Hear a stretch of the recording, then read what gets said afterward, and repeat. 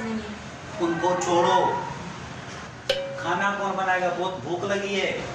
खाना वाना मैं नहीं बना सकती, मैं टीवी देख रही हूँ, जाके होटल से लाके खा लो। क्यों होटल से?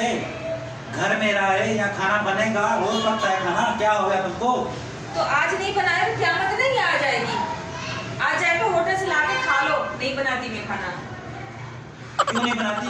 तो तेरी मर्जी है क्या? जी मेरी मर्जी है, नहीं बनाती खाना। क्यों तेरी मर्जी है? बस आज मेरी मर्जी है, नहीं बनाती खाना। मैं टीवी देख रही हूँ, जाके होटल से लाके खा ले। बड़ी बड़ी बातें नहीं कर। मैं देखता हूँ तुमको तेरी मर्जी कैसे चलती है यहाँ पे। चलती मर्जी मेरी क्यों नहीं चलेगी?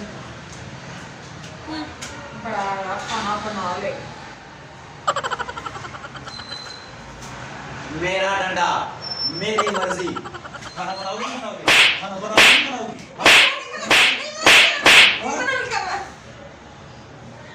मेरा डंडा, मेरी मर्जी। दोस्तों, जो औरत घर में खाना ना बनाए उसको दिखा दो, तेरा डंडा तेरी मर्जी।